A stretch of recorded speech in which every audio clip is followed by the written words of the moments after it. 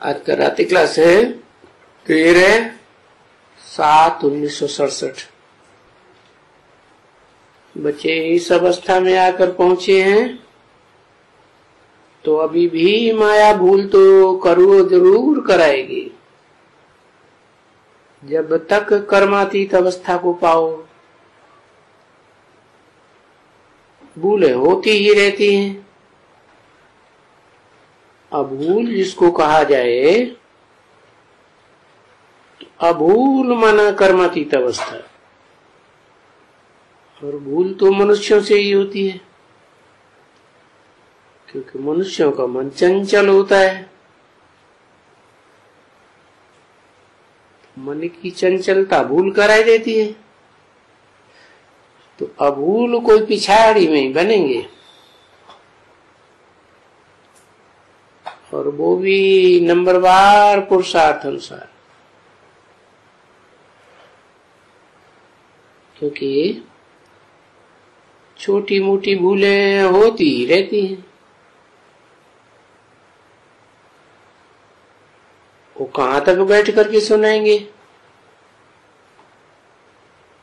क्योंकि बाप का तो फरमान है ना बच्चे, सतो प्रधान बनना है बच्चों को। और बच्चे अच्छी तरह से समझ गए हैं कि हम पहले भी सतो प्रधान थे, अभी तमो प्रधान बन गए हैं। तो सतो प्रधान जरूर बनना है। अभी फिर है पुरुषार्थ के ऊपर, और ये सतो प्रधान बनने में ही मेहनत है। क्या जिन आत्माओं को 16 कला संपूर्ण सतो प्रधान नहीं बनना है, उनको इतनी मेहनत नहीं है, क्योंकि अभी प्रैक्टिकल में बच्चे समझ सकते हैं। वो तो है वहां ऐसे ही कहें मन मना भव, भक्ति मार्ग में तो बोलते हैं ना, मध्याजी भव का कोई अर्थ भी नहीं समझते हैं। और तुम तो हड्डी समझते हो कि अब बरोबर हमने 84 जन्म तो लिया ही है।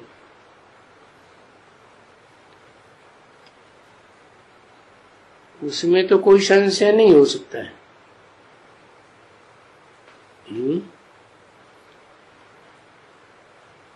किससे बोला?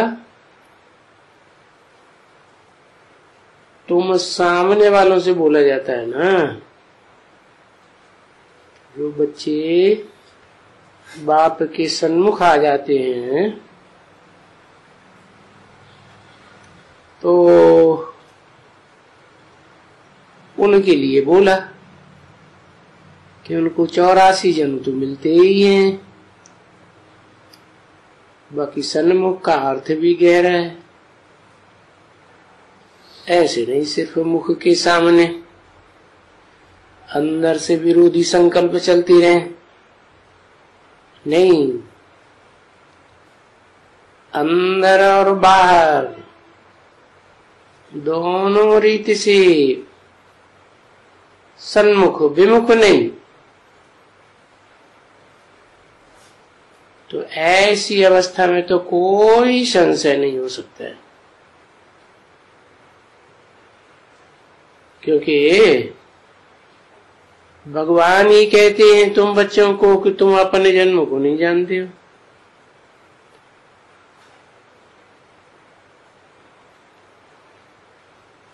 हम तुमको समझाता हूं, और बाबा ने भी कहा तुम भी बच्चों को ऐसे ही कहते रहो।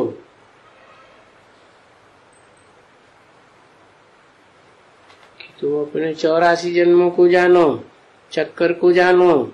हे भारतवासियों, तुम अपने जन्म को नहीं जानते हो। अच्छा, भारतवासी नहीं जानते और दूसरे धर्मखंड के वासी जानते हैं क्या? है? फिर भारतवासियों से क्यों कहा तुम नहीं जानते हो? क्योंकि दूसरे धर्म वाले तो पुनर्जन्म को मानते ही नहीं, तो जानने न जानने का सवाल ही नहीं।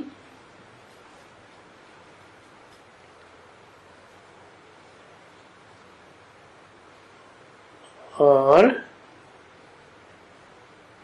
तुम अपने जन्मों को इसलिए भी नहीं जानते हो कि तुम बहुत पुराने हो, पहले से ही भारत में आदि सनातन देवी देवता धर्म वाले थे और दूसरा कोई धर्म नहीं था। तुम भी भारतवासी हो,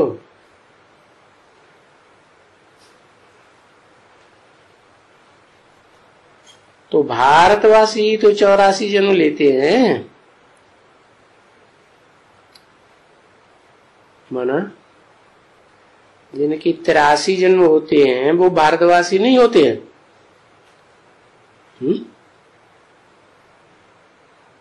या कम जन्म होते हैं वो भारतवासी नहीं हुए हुए तो,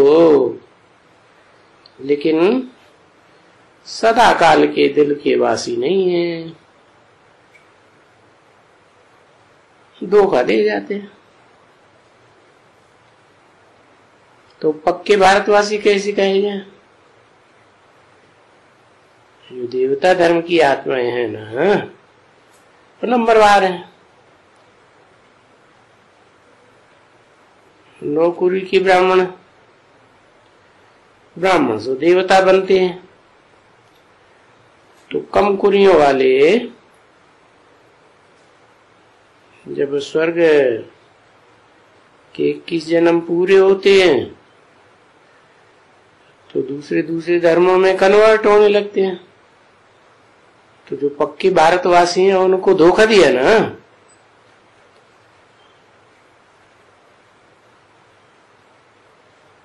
अभी इस समय में तो तमो प्रधान हो गई,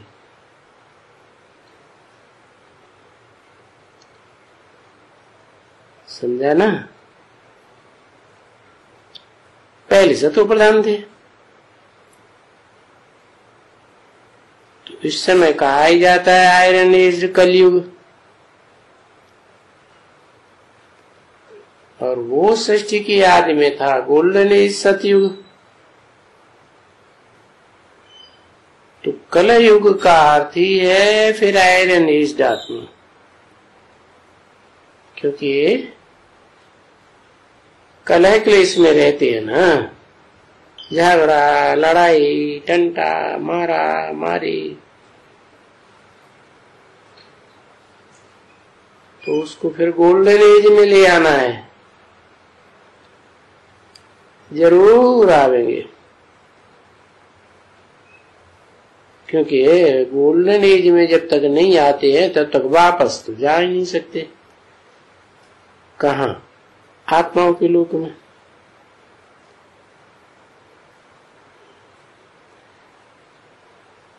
हाँ, या तो सजाए खा के जाएंगे, वापस नहीं जा सकते हैं सिवाय सजाओं के। अगर गोल्डन एज नहीं बने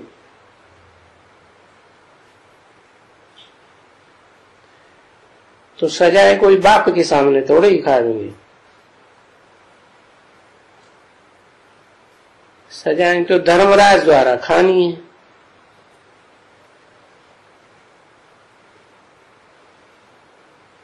तो लज्जा नहीं आएगी,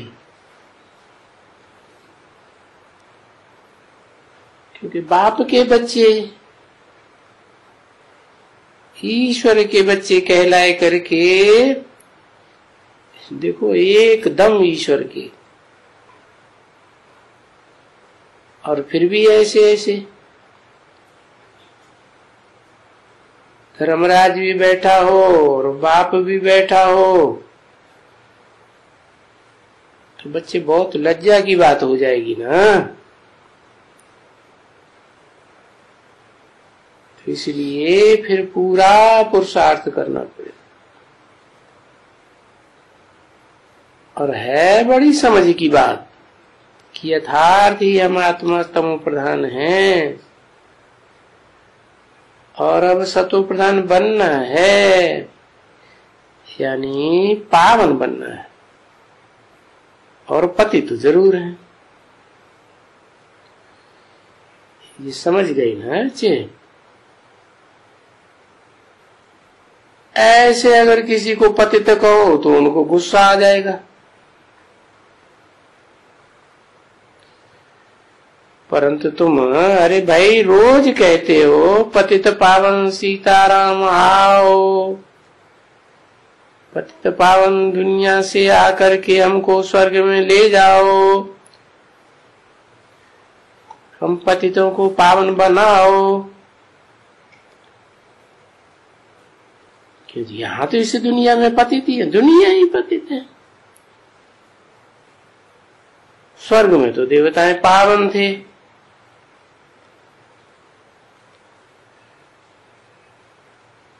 तो वो पावन जो थे स्वर्ग में,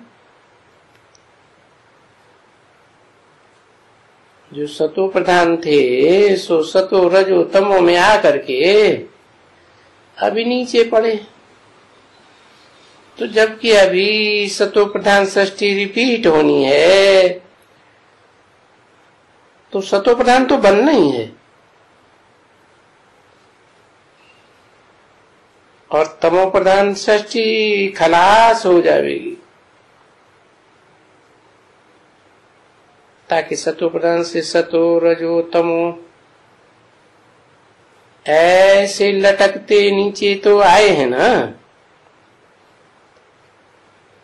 एकदम तो नीचे नहीं आ गए। तो हर एक बच्चों को ये ध्यान है। देखो ये बच्ची भले अनपढ़ है, कुछ भी नहीं पढ़ी हुई है, तो भी यहां आई है ना। हाथ तो दिया है ना, सहयोगी बनी है ना स्वर्ग स्थापना करने वाले को।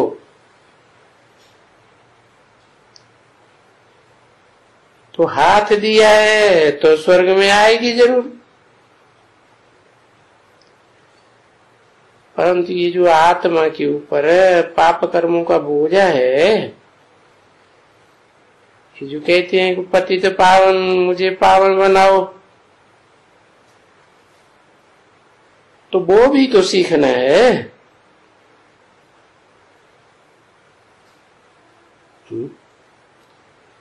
इसमें सीखने की क्या बात। ऐसे नहीं कि बाप आ गया तो बस अपने आप पावन बन जाएंगे। इसलिए बाप तो जरूर स्वर्ग स्थापन करेंगे और हम भी जरूर स्वर्ग में जाएंगे, क्योंकि ये सब अक्षर तुम सुनते हो। बच्चों पुरुषार्थ करके सतो प्रधान बनना है।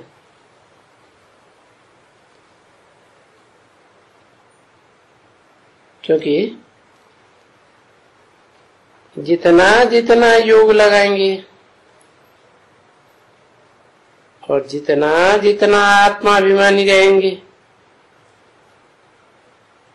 बाप को याद करेंगे, तो पाप नहीं होगा। फिर तो सारे ही पाप देह अभिमान से होते हैं। देह अभिमान होगा तभी तो काम क्रोध लोभ मोह अहंकार आएगा। अपन को आत्मा समझेंगे तो कैसे आएगा। क्योंकि देही अभिमानियों का पाप नहीं होता है, देह अभिमानियों का पाप होता है। देही कहते ही है देह को धारण करने वाली आत्मा।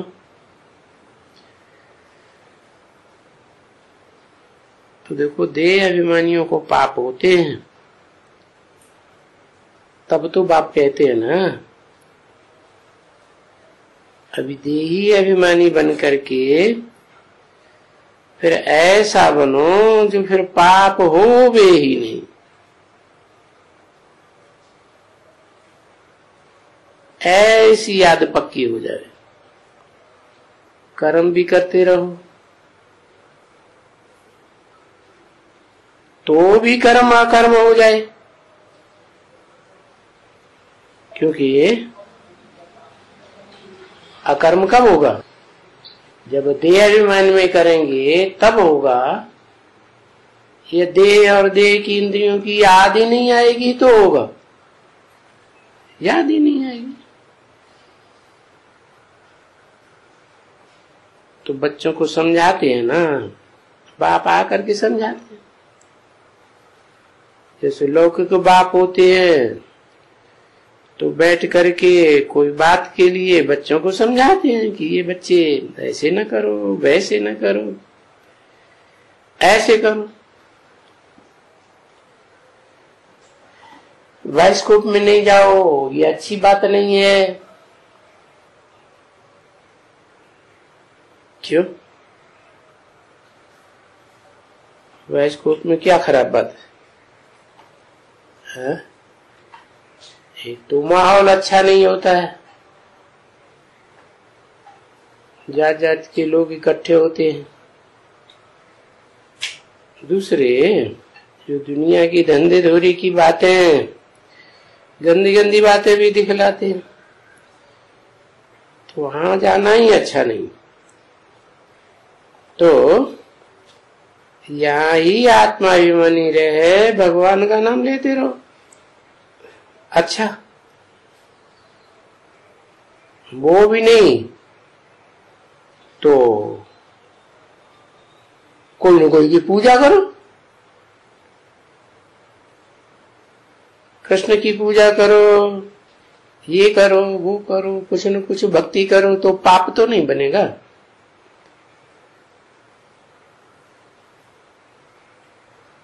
तो वो अच्छी भक्ति भी बाप अपने से जैसे उनकी मत है ऐसे जरूर बच्चों को देते रहते, क्योंकि बाप को तो हर बात सिखलाना पड़ती है ना। माँ बाप दोनों को तो सिखलानी देनी पड़ती है। और ये तो बेहद का बाप है, और फिर माँ भी है, माँ भी है तो ये बाप भी है। तो ये तीनों ही समझाते हैं ना बच्ची।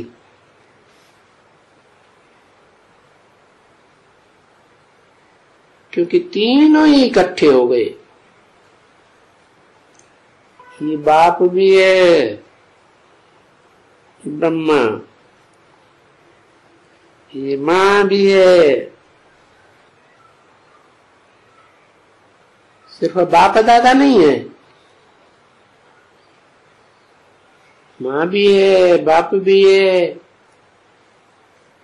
माता पिता बाप दादा। तो ये बरोबर राय देते हैं, क्योंकि इनकी राय से ही तो तुमको बरोबर बहुत सुख मिले है ना। राय पर चले हैं तो सुख मिले हैं।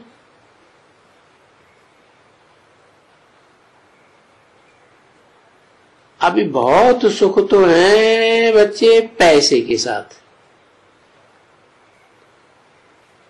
क्योंकि पैसा नहीं होगा तो सुख तो मिल न सके।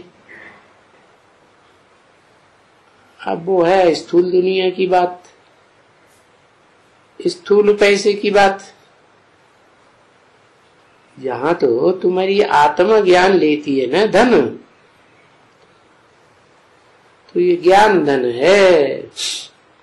आत्मा का कनेक्शन अनेक जन्मों से है, ऐसे ही इस ज्ञान धन का भी कनेक्शन अनेक जन्मों से है। ये ज्ञान धन ही फिर जन्म जन्मांतर के लिए स्थूल धन भी बन जाएगा। तो बाबा ने कहा है ना बच्ची कि पढ़ाई है ही सोर्स ऑफ इनकम। वो पढ़ाई होती है लौकिक दुनिया में, वो एक जन्म के लिए, क्योंकि अपन को देह समझते हैं, और यहाँ तो अपन को आत्मा समझते हैं। तो आत्मा का कनेक्शन अनेक जन्मों से,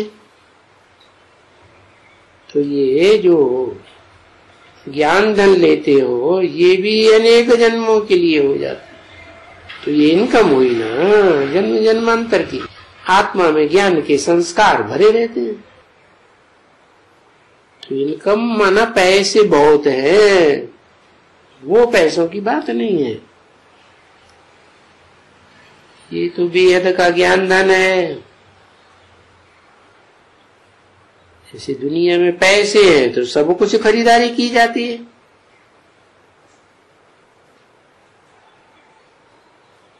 वहां भी तो कुछ बनेगा, तो जरूर पैसा तो खर्च करना ही होगा। ऐसे तो नहीं है कि कुछ नहीं खर्च करना। वहां का भी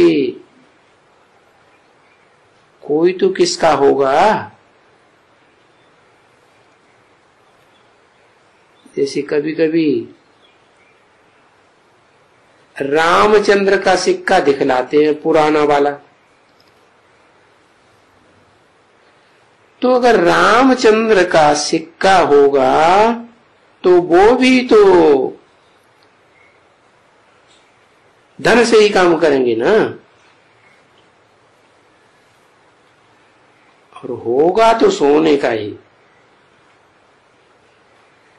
क्योंकि उस समय और तो कोई चीज होती नहीं।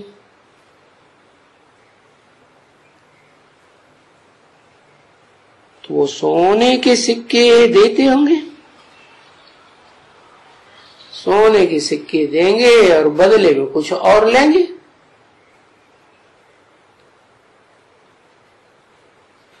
ऐसे यहां भी है। ये जितना जितना ज्ञान धन तुम कमाई करते हो, ये जितना जितना बांटेंगे उसके बदले में तुम्हें मिलेगा जरूर।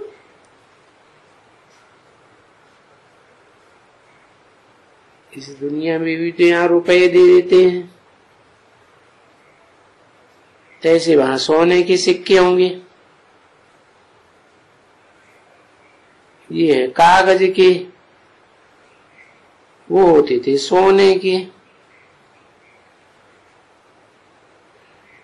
तो वो जो होंगे कल पहले मुआफिक होंगे,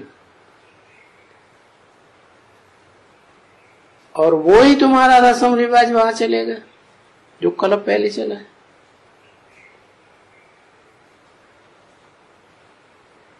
तो यहाँ बड़ी बड़ी है बात पुरुषार्थ की,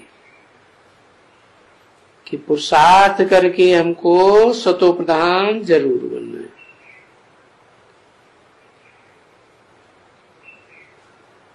मूल बात ये हो रही है,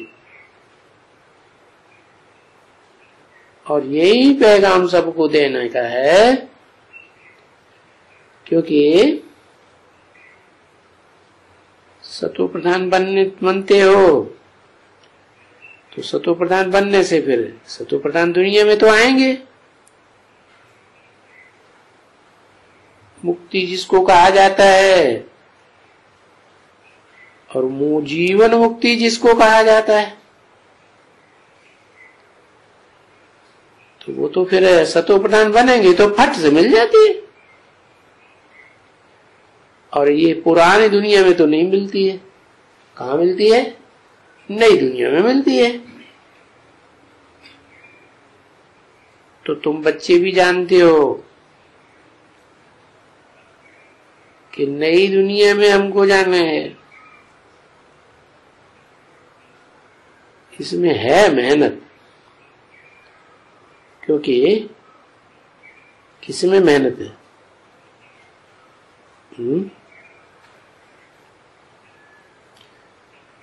इस पुरानी दुनिया को छोड़ करके नई दुनिया में जाना, इसमें मेहनत है।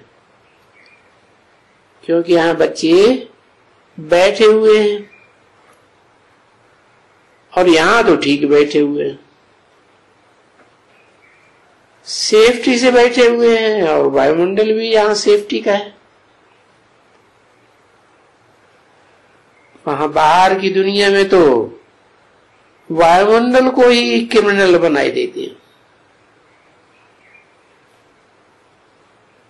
वहां का तो वातावरण ही ऐसा है उस दुनिया का, जो उस वायुमंडल में सबकी बुद्धि भी वैसी हो जाती है। जैसा वायुमंडल वैसी बुद्धि बन जाती है। तो यहाँ इतनी बुद्धि चलायमान वगैरह वगैरह नहीं होगी। क्यों? है? बाहर की दुनिया में ही बुद्धि चलायमान हो सकती है। ब्राह्मणों की दुनिया में बुद्धि चलायमान नहीं हो सकती है? हो सकती? फिर रिहर्सल हो रही है, शूटिंग हो रही है, रिकॉर्डिंग हो रही है, फिर तो हर जगह नरक की शूटिंग होती रहेगी। है? अंतर फिर कैसे पड़ेगा? तो बताया कि वहां मनुष्यों का संग है और यहाँ भगवान बाप का संग है। दुनिया में थोड़ा ही वहां भगवान सर्वव्यापी है। तो यहाँ इतनी बुद्धि चलायमान नहीं होगी, क्योंकि भले यहाँ युगल भी आते हैं तो ये भी जानते हैं कि हम बाप दादा के पास आए हुए हैं।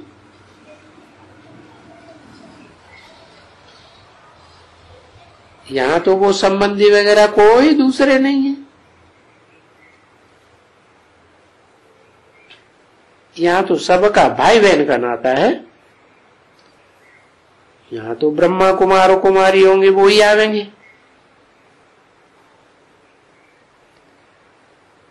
तो यहाँ तो बिल्कुल साफ रहते हैं। वही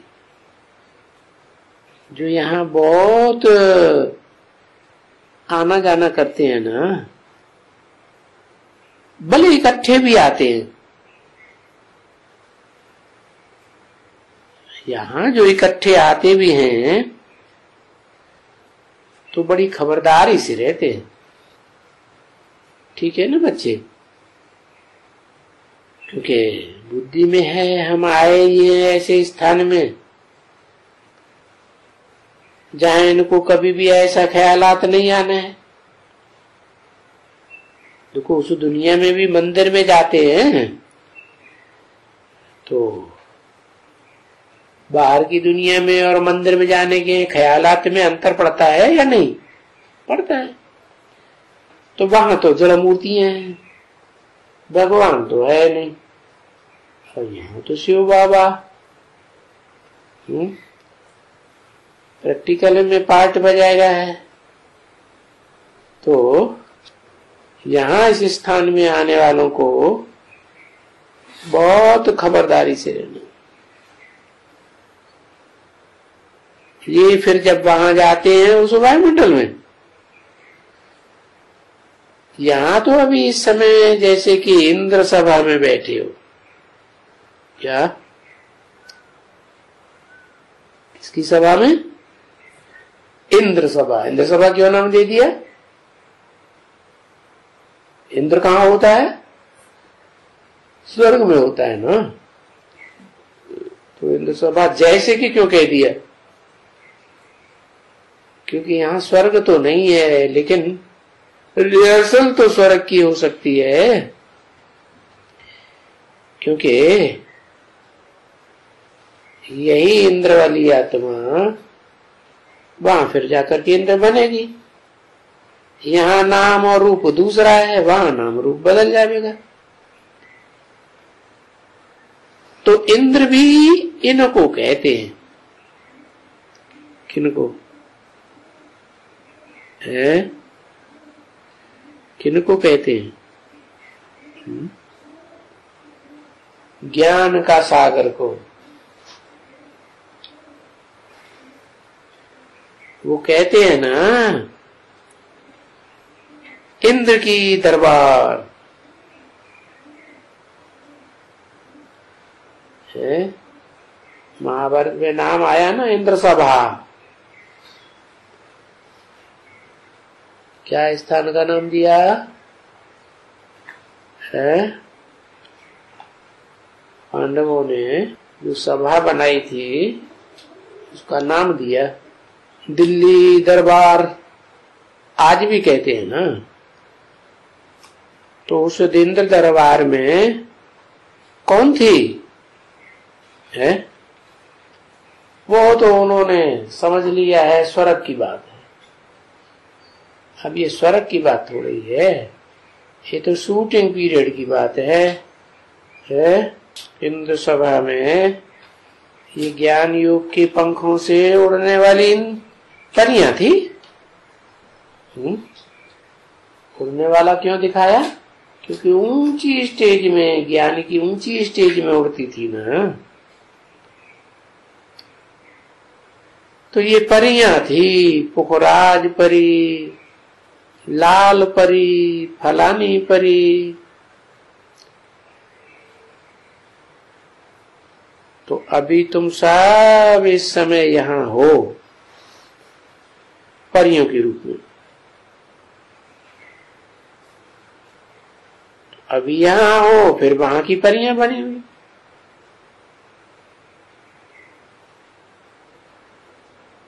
वहां तो ये वातावरण नहीं चलता है ना। क्या वातावरण है? कि तुम नीचे हो, तुम ऊंचे हो, तुम फलानी हो, तीरा हो। यहां तुम जानते ही हो कि हम भविष्य में परियां बन रही है।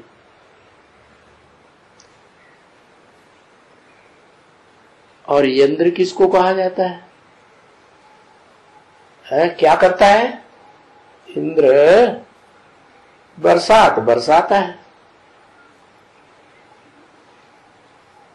तो उन भक्ति मार्ग वालों ने समझ लिया है कि इंद्र पानी की बरसात बरसाता है।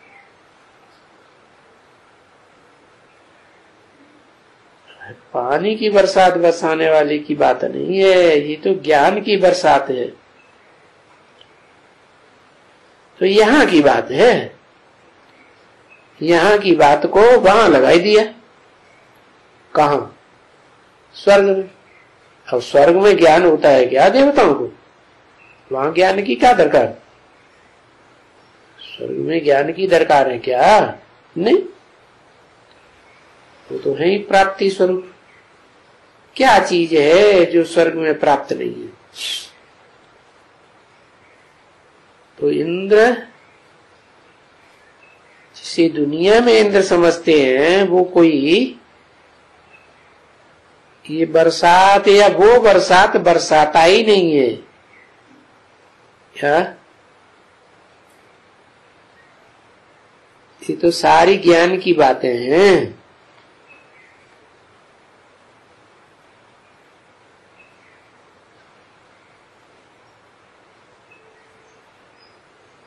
चर्चा सभी ज्ञान की होती है।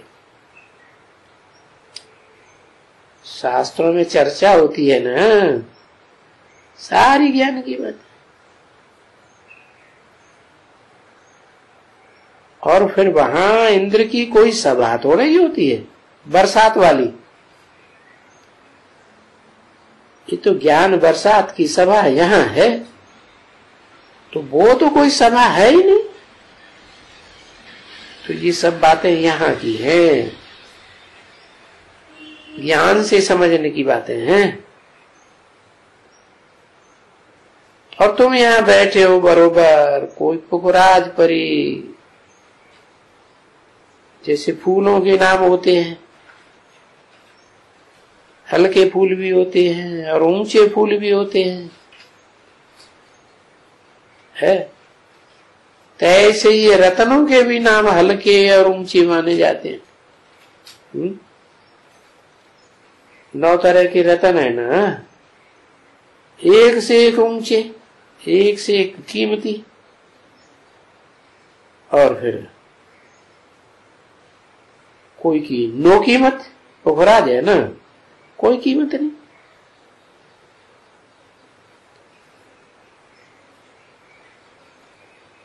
तो बरोबर जिसकी वैल्यू इस समय में है, तो कोई की तो वैल्यू हीरा जैसी रखें।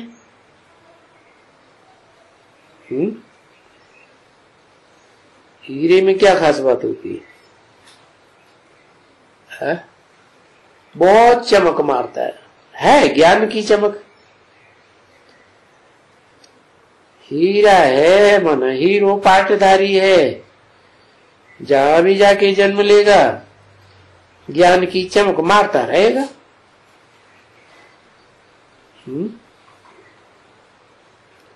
हीरा के लिए तो कहते हैं कि धूल में भी डाल दो तो भी नहीं छुपता, तो भी चमक मारता है। तो कोई का नाम पन्ना, कोई हीरा, कोई पुखराज, कोई को गोविंद नाम रखे। ऐसे ही फूलों के नाम अलग अलग होते हैं। रतन भी होते हैं तो फूल भी होते हैं, अलग अलग प्रकार के होते हैं ना। तो ये सारी बात असली है यहाँ की, पुरुषार्थ करने वाली आत्माओं की बातें हैं, अभी की बातें हैं। तो बाप बैठ करके पढ़ाते करते हैं और फिर उन फूलों का, रत्नों का मिसाल देते हैं।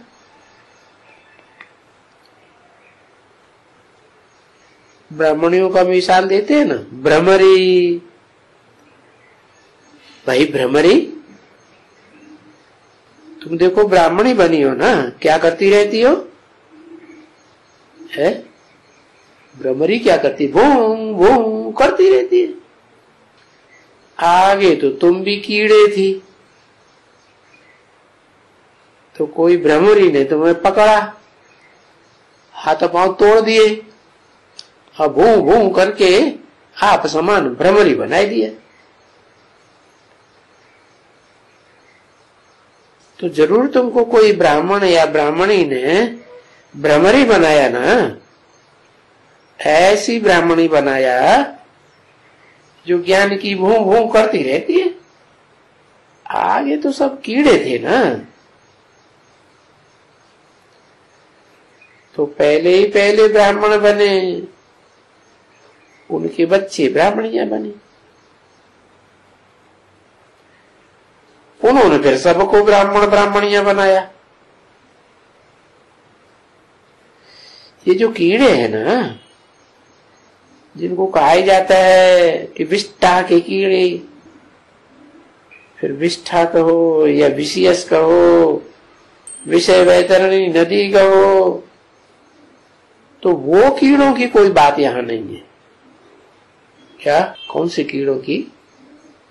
जो गंध के कीड़े होते हैं, स्थूल गंध, उसकी बात नहीं है। वो तो मिसाल दिया जाता है उनका, और इनका भी मिसाल देते हैं उनसे कि वो भी आकर के अपने घर में भूं भूं करके आप समान बनाते हैं। देखो उन भ्रमरी में कितनी ताकत है, कमाल है ना बच्ची। ऐसे ऐसे जानवरों में भी बड़ी कमाल है आप समन बनाने की। उसमें भी इसका दृष्टांत पूरा देते हैं और बरोबर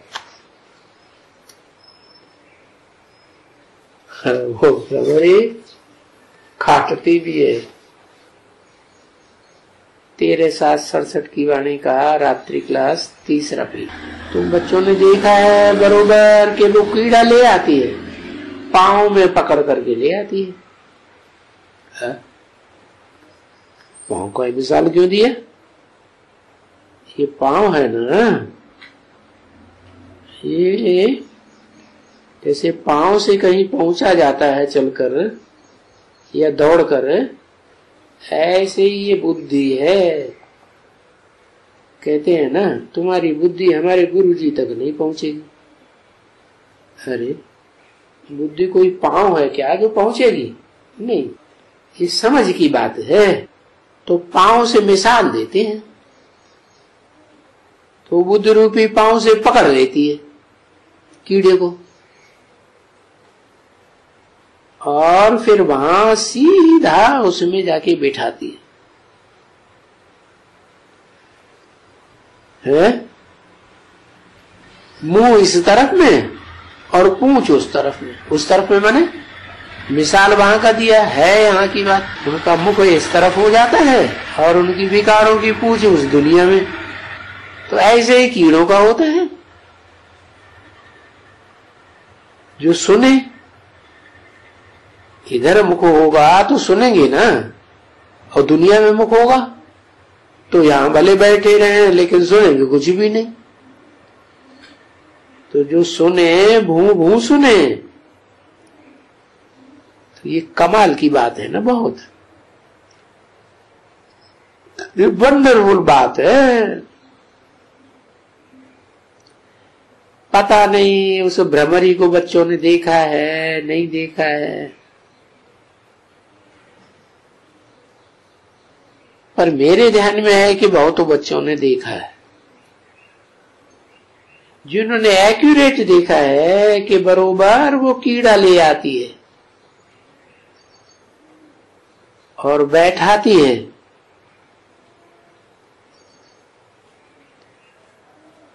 तो वो भ्रमरी होकर के घर के ऊपर बैठ जाती है। क्या कीड़ा भी उस घर में आकर के भ्रमरी बन जाता और बैठ जाता?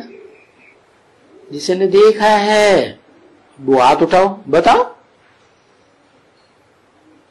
हाँ, बहुतों ने देखा है। अच्छा, तुम कहां देखा? तो किसी ने कहा मैं उधर पूना वाले घर में देखा, आबू में भी देखा था, बाबा ने दिखलाया था। नहीं, बाबा बोलते एक्यूरेट ले आती है, बिठाती है, ये तो सब देखा है। परंतु वही कीड़ा जब बाहर निकल करके परवाना होकर बैठता है तो वही एक्यूरेट है जो पहले कीड़ा था गंध का। तो ये मिसाल होते हैं। नहीं, जिन्होंने देखा है अच्छी तरह से, क्योंकि जब बच्चे रहते हैं ना, वो देखो इनका घर तोड़ते हैं, तो जब भी जाते हैं तो देखते हैं कि छोटी छोटी बैठी है। फिर दूसरा फोड़ते हैं तो देखते हैं कि अभी वो जैसे कि सड़ा हुआ निकल जाता है। तो यहां भी ऐसे ही होता है, पहले छोटी छोटी देखने में आती हैं, फिर बाद में देखने में आता बहुत सड़ गए। ऐसा ऐसा घर बनाएगी, एक घर बनाएगी, 2 घर बनाएगी, 3 घर बनाएगी। है तुम्हारी बात। कोई एक सेंटर बनाएगी, कोई दूसरा सेंटर बनाएगी, 3-3। तो 3-3 सेंटरों की भी पालना करनी पड़ती है ना।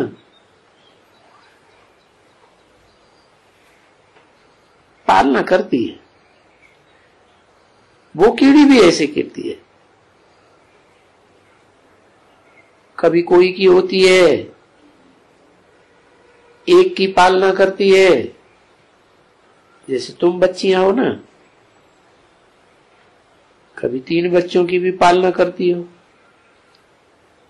कोई एक बच्चे की पालना करते हैं। तो ऐसे उनके भी जैसे ये बच्चे हो गए ना, तो उनको आकर के आप समान बनाती है। तो देखो, ये कीड़े से निकाल करके आप समान बनाना, ये कमाल की बात हो गई ना। अच्छा, ओम शांति।